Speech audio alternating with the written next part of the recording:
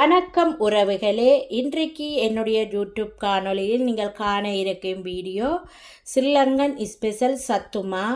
வாங்க இந்த சத்துமா நான் எப்படி செய்தேன்னு சொல்லி வீடியோக்குள்ளே போய் பார்க்கலாம். வீடியோக்குள்ளே போகிறதுக்கு முன்னால் ஃபர்ஸ்ட்டாக இந்த வீடியோ பார்க்குறீங்களா, அப்போ மறந்துடாமல் சப்ஸ்கிரைப் பண்ணிவிட்டு பக்கத்தில் இருக்கிற பெல் பட்டனையும் கிளிக் பண்ணிவிட்டு பாருங்கள். அப்போ தான் நான் போடுற வீடியோக்கள் எல்லாம் உங்களுக்கு நோட்டிஃபிகேஷனாக வந்து சேரும். இப்போ வாங்க வீடியோக்குள்ளே போகலாம். இன்றைக்கு நான் உங்களுக்கு ஒரு ஹெல்த்தியான மாத்தான் செய்து காட்ட போகிறேன். இது எங்களுடைய அம்மா எங்களுக்கு செஞ்சு தர அந்த மாத்தான் நான் உங்களுக்கு செய்து காட்ட போகிறேன். இது நீங்கள் பின்னேரத்தில் டீயோடையோ பிளேன் டீயோடையோ இந்த குழச்சி சாப்பிடலாம், இல்லை மார்னிங்கில் சாப்பிடலாம். ஒரு ஹெல்த்தியும் ஒரு ஆரோக்கியமான உணவு. இது எங்களுடைய அம்மா எங்களுக்கு செய்து வச்சு தாரது தான் நான் இது இப்போ உங்களுக்கு செய்ய போகிறேன். இது ஒரு சத்துமா. அதுக்கு நான் எடுத்திருக்கிற தேவையான பொருட்கள் பார்த்திங்கன்னா 1/2 கிலோ குத்தரிசி, புழுங்கல் அரிசி என்று சொல்லுவேன் பாருங்கள், அது 1/2 கிலோ எடுத்திருக்கிறேன். இதில் 150 கிராம் கடலை இருக்குது, 150 கிராம் கவுப்பி, 150 கிராம் பயறு எடுத்திருக்கிறேன். உளுந்து 200 கிராம் உளுந்து எடுத்திருக்கிறேன். கச்சான் இது வறுத்து கோது நீக்கிய கச்சான் 100 கிராம், பாதாம் பருப்பு 100 கிராம் எடுத்திருக்கிறேன். இது 1/2 கிலோ அரிசிக்கான ஒரு அளவு தான் உங்களுக்கு சொல்லியிருக்கிறேன். இது தான் இவ்வளவுதான் தேவையான பொருட்கள். இதில் எள்ளு போடலாம். நான் எள்ளு போடையில், உங்களுக்கு விருப்பம் என்ன நீங்கள் எள்ளு போட்டுக்கொள்ளலாம். இப்போ இதை எப்படி நாங்கள் இந்த மாவை ரெடி பண்ணுறோன்னு சொல்லி பார்க்கலாம். இதில் வேறு பொருட்களை நீங்கள் சேர்த்து கொள்ளலாம். எங்களுடைய அம்மா இவ்வளவுதான் போட்டு செய்வா, இதோட எள்ளு போடுவா. நான் அதே மாதிரியே செய்திருக்கிறேன், எடுத்திருக்கிறேன். உங்களுக்கு வேறு என்னென்ன பொருட்கள் போட்டு செய்ய வேணுமோ, மற்றது இந்த பம்கின் விதையெல்லாம் இதில் போட்டு நீங்கள் செய்து கொள்ளலாம். ஆனால் நான் இதில் போடையில், உங்களுக்கு விருப்பம் வேண்டாம் நீங்கள் போட்டு வறுத்து திரிக்கலாம். இப்போ இதெல்லாத்தையும் நாங்கள் கழுவி காய வச்சு தான் இப்போ இதில் திரிக்க போகிறேன். இப்போ இதெல்லாத்தையும் கழுவிட்டு காய வச்சுட்டு பார்க்கலாம். இல்லைன்னு சொன்னால் நீங்கள் உடனே கழுவியும் நீங்கள் இதை திரிச்சு கொள்ளலாம். இப்போ பார்த்தீங்கன்னா தெரியும் உங்களுக்கு, பாருங்கள் எல்லாமே நான் கழுவி காய வச்சிருக்கிறேன். இது நான் வெயிலில் காய வைக்கல, வீட்டுக்குள்ளே நிழலில் காய வச்சிருக்கிறேன். உங்களுக்கு விருப்பம் வேணால் நீங்கள் வெயிலில் காய வையுங்க. நான் நிழலில் தான் காய வச்சு இது திரிக்கிறேன் நான். அதனால் நான் நிழல்லையே காய வைக்கிறேன். வெயில் சரியான வெயில்லாம் இன்றைக்கு லண்டனில் சரியான வெயில், கொளுத்த வெயில். ஒரு 5 நிமிஷம் வச்சிங்களாண்டாலே டக்கண்டு காஞ்சிடும். ஆனால் நான் உள்ளுக்குத்தான் காய வச்சிருக்கிறேன். இப்போ இது காஞ்சதுக்கு அப்புறம் பார்க்கலாம். இப்போ பார்த்திங்கன்னா சட்டி காஞ்சிட்டுது. நான் அரிசியை கழுவி நீட்டு பொட்டியில் வடிய வச்சேன். அந்த அரிசியை இப்போ இதில் போட்டுக்கொள்கிறேன். கொஞ்சம் கொஞ்சமாக போட்டுக்கொண்டு வருங்க. என்னென்னு சொன்னால் முழுக்க போட்டால் வறுபடாது, கல் பற்றிடும். கொஞ்சம் கொஞ்சமாக போட்டுத்தான் வறுக்க வேணும். அதனால் நான் கொஞ்சம் கொஞ்சமாக போட்டு அரிசி வறுத்து எடுக்க போகிறேன். இது நல்ல ஒரு ஹெல்த்தி. பாருங்கள், நான் இதுக்கு எடுத்திருக்கிற அரிசி கைக்குத்தரிசி தான் நான் எடுத்திருக்கிறேன். இந்த சத்து மாத்திரிக்கிறதுக்கு கைக்குத்தரிசி தான் நான் எடுத்திருக்கிறேன். இது யாழ்ப்பாணத்தில் நாங்கள் செய்கிற சத்துமா. இப்போ இது நல்ல அரிசி வறுபட்டத்துக்கு அப்புறம் பார்க்கலாம். இப்போ பார்த்தீங்கன்னா உங்களுக்கு தெரியும், அரிசி அந்த பொரியிற சத்தம் கேட்குது பாருங்க. நல்லா பொரிஞ்சு வர வேணும். அப்போ தான் மாவு நல்லா இருக்கும். சும்மா 2 நேரம் காய்ஞ்சிட்டு வந்துட்டு நீங்கள் சும்மா சட்டியில் போட்டு வறுத்துட்டு இந்த திரிக்கக்கூடாது. நல்லா வறுபட வேணும். அரிசி எல்லாம் நல்லா வறுபட்டால் இந்த மாவு நீங்கள் 1 வருஷத்துக்கு கூடி வச்சு சாப்பிடலாம். ஃப்ரிட்ஜில் வைக்க தேவையில்லை. நீங்கள் போனியல்ல டின்னில் போட்டு மூடி வெளியில் வச்சு 1 வருஷத்துக்கு நீங்கள் இந்த மாவு பாவிக்கலாம். அவலாத்துக்கு நல்லா பக்குவமாக செய்தீங்கன்னு சொன்னால் அவலாத்துக்கு இருக்கும். இந்த எல்லாமே கழுவி காய வச்சு வறுத்து செய்கிறபடியாக நீங்கள் 1 வருஷம் வரையும் வச்சு பாவிக்கலாம். நீங்கள் ஃப்ரிட்ஜிலேயே வைக்க தேவையில்லை, வெளியிலே வச்சு பாவிக்கலாம். இப்போ பார்த்தீங்கன்னா தெரியும் உங்களுக்கு, நல்ல அரிசி பாருங்க பொரிஞ்சு வந்துட்டு, பொரி அரிசி மாதிரி. இப்போ இதை நாங்கள் இறக்கி கொள்ளலாம். இதே மாதிரி மீதி இருக்கிற அரிசியையும் நாங்கள் போட்டு அதே மாதிரியே வறுத்தெடுத்து கொள்ளுவோம்.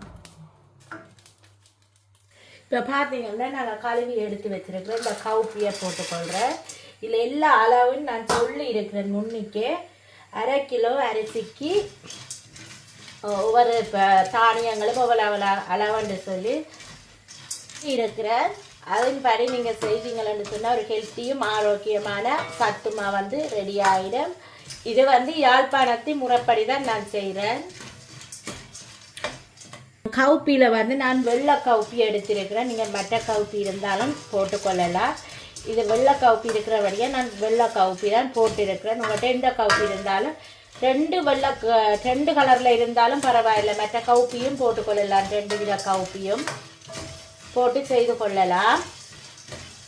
இப்போ கவுப்பியை வந்து நல்லா நாங்கள் வறுக்க வேணும். நல்லா வறுத்து வறுபட்டால் உங்களுக்கு தெரியும் கவுப்பி வந்து ஒரு வாசம் அடிக்கும். அப்போ இறக்கலாம்.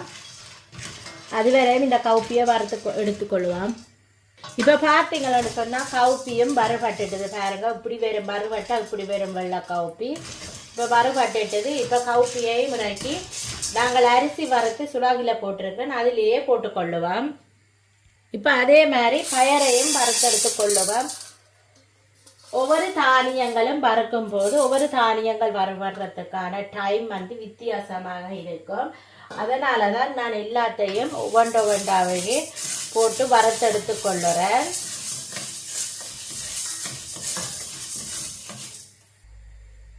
இப்போ பார்த்தீங்களா பயறு வந்து நல்லா வறுபடுது பாருங்க. பயரும் உங்களுக்கு தெரியும் வறுபட்டால் ஒரு வாசம் வரும். மற்றது பயர் வந்து கலரும் மாறி தரும். அதனால் நீங்கள் பயப்பட தேவையில்லை. பயரையும் இப்படியே வறுத்தெடுத்து கொள்ளலாம். இப்போ வந்து பார்த்தீங்கன்னா பயரும் வறுபட்டுட்டுது. இப்போ நாங்கள் பயரையும் இறக்கி கொள்ளுவோம். இப்போ இதில் எடுத்து வச்சிருக்கிற உளுந்தை நாங்கள் போட்டுக்கொள்ளுவோம். கருப்பு உளுந்து போட்ட பிறகு என்னென்னு வறுபடுறது தெரிய வேண்டி பார்த்தீங்கன்னு சொன்னால் கருப்பு உளுந்தண்டாலும் அந்த உளுந்தும் நீங்கள் வறுத்து கொண்டு வரக்கே உளுந்து வறுபட்ட உடனே நல்ல வாசம் பெறும். உளுந்து வந்து உளுத்தமான வாசம் பெறும் பாருங்க. உளுந்து வறுபட்டு கொண்டு வரக்கே. அப்படி இல்லையானா நீங்கள் எடுத்து நரிச்சு பார்த்தாலும் தெரியும். ஒரு எடுத்துல போட்டுவிட்டு அகப்பியால் நரிச்சிங்களா உடப்பட்டுடும். அப்போ பார்த்தீங்களா நல்லா வறுபட்டது தெரியும் உங்களுக்கு உளுந்து. இப்போ உளுந்தையும் வறுத்தெடுத்து கொள்ளுவோம். இப்போ பார்த்தீங்கன்னா உளுந்தும் வறுபட்டுட்டு நாங்கள் இப்போ உளுந்தையும் இறக்கி கொள்ளுவோம். இப்போ அது இதில் வந்து கடலையை போட்டு வறுத்தெடுத்து கொள்ளுவோம். இப்போ பார்த்தீங்கன்னு சொன்னால் கடலையும் நல்லா வறுபட்டுட்டு கடலையையும் இறக்கி கொள்ளுவோம். இப்போ நாங்கள் எடுத்து வச்சிருக்கிற இந்த பாதாம் பருப்பை இதில் போட்டு கொள்ளுவோம். இதையும் வறுத்தெடுத்து கொள்ளுவோம். இப்போ பார்த்தீங்கன்னா பாதாம் பருப்பும் வறுபட்டுட்டு இதையும் இறக்கி கொள்ளுவோம். இப்போ பார்த்தீங்களா எல்லா தானியங்கள் எல்லாம் அரிசி எல்லாம் வறுத்தெடுத்தாச்சுது. இது நல்லா ஆற வேணும். இது நல்லா ஆறும் வரையும் நாங்கள் இதை கிளறி அப்படியே வச்சிடுவோம். ஆறுனதுக்கு அப்புறம் பார்க்கலாம். பார்த்தீங்களா நாங்கள் வறுத்து வச்சதெல்லாம் நல்லா ஆறிட்டுது. இப்போ இதை நாங்கள் அரைச்செடுப்போம். இப்போ பார்த்தீங்கன்னா இதுதான் என்னுடைய குட்டி மினி மீல். இதில் தான் நான் இப்போ இந்த சத்துமா அரைக்க போகிறேன். இப்போ இதுக்குள்ள நாங்கள் வறுத்தெடுத்து வச்சிருக்கிறதோ கணக்க போடக்கூடாது. இதில் வந்து 1 கிலோ பொருள் தான் போட்டு அரைக்கலாம். அதனால் நான் கொஞ்சம் கொஞ்சமாக போட்டு அரைத்தெடுத்து கொள்ள போகிறேன். இதில் வந்து எந்த ஈரமான பொருளும் அரைக்க இயலாது. நீங்கள் காஞ்ச எந்த பொருளாக இருந்தாலும் அரைத்து கொள்ளலாம். இப்போ இதான் மூடி. இதை அப்படியே நான் வந்து லொக் பண்ணி விடுறேன். இதில் லொக் பண்ணால் மாதிரி விட்டிங்கன்னா சரி இது நல்லா ஃபிட்டாக நிற்கும். இதில் வந்து டைமர் செட் பண்ணுறது இருக்குது பாருங்க. இதில் வந்து நான் இப்போ 1 நிமிஷத்துக்கு செக் பண்ணி விட்டேன்னா 1 நிமிஷத்தில் இது அரைப்பட்டுடும். நாங்கள் இப்போ அரைச்சிட்டு பார்க்கலாம். இப்போ வந்து மாவு அரைப்பட்டுட்டுது. இப்போ நாங்கள் இதை ஓப்பன் பண்ணுவோம். ஒரு கன நேரம் விடக்கூடாது. ஒரு 5 நிமிஷத்துலேயே நீங்கள் ஓப்பன் பண்ணி எடுத்துக்கொள்ளலாம். சூடு ஆறுனதுக்கு அப்புறம் தான் ஓப்பன் பண்ணணும் பாருங்க. இப்படி நல்ல பவுடராக அரைப்பட்டு வந்துருக்கு பாருங்க. இது அரிக்கவே தேவையில்லை. அப்படி பவுடராக அரைப்பட்டு வந்திருக்கு.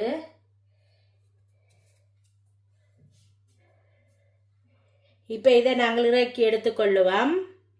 இப்போ மீதி இருக்கிற அரிசியையும் போட்டு திரிச்சு எடுத்துக்கொள்ளுவோம்.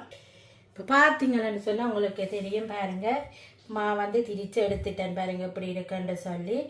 இப்போ இதில் நான் இப்போ தேங்காய் சீனி போட்டு குழச்சி சாப்பிட்றதான் நான் செய்ய போகிறேன்.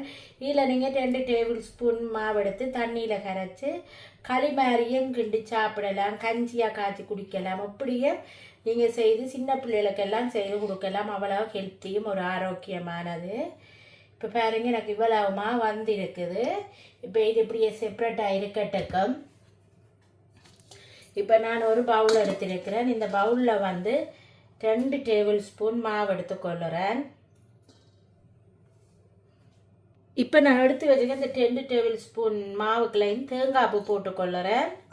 ஃப்ரெஷ்ஷான தேங்காய் பூ போட்டுக்கொள்ளுங்க. இதில் உங்களுக்கு இனிப்பு எவ்வளோ தேவையோ அதுக்கேற்ற மாதிரி போட்டுக்கொள்ளுங்க. நான் ப்ரௌன் சுகர் போடுறேன். உங்களுக்கு ஒயிட் சுகர் ரெண்டானே எது வேண்டானா போட்டுக்கொள்ளலாம். போட்டுட்டு இதை நல்லா மிக்ஸ் பண்ணிவிட்டு கொஞ்சமாக தண்ணி விடுங்க. கொஞ்சமாக தண்ணி விட்டு குழச்சி எடுத்துக்கொள்ளுங்க. இப்போ பார்த்தீங்களாண்டா ஒரு சூப்பரான ஹெல்த்தியும் ஆரோக்கியமான சத்துமா ரெடி ஆகிட்டு பாருங்க. 2 டேபிள் ஸ்பூன் மாவு எடுத்து குழச்சி எடுத்து நான் பாருங்க இப்படி இதை குழச்சிட்டு ஒரு டீயோட குடிச்சிங்கன்னா ஒரு நேரம் காலம் சாப்பாட்டுக்கு எல்லாம் இது நல்ல ஒரு ஹெல்த்தியாகவும் இருக்கும். நீங்களும் ஒரு முறை இதை செஞ்சு பாருங்கள். செய்து பார்த்துட்டு உங்களோட கமெண்ட்ஸை என்னது கமெண்ட் பாக்ஸில் தெரிவியுங்க.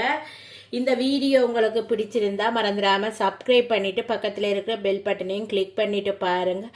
அப்போ தான் நான் போடுற வீடியோக்கள் எல்லாம் உங்களுக்கு உடனுக்குடனே நோட்டிஃபிகேஷனாக சேரும். ஓகே ஃப்ரெண்ட்ஸ், இதே மாதிரி இன்னொரு ரெசிபியோடு உங்களை சந்திக்கும் வரை உங்களிடமிருந்து விடைபெறுவது உங்கள் நான். Bye friends.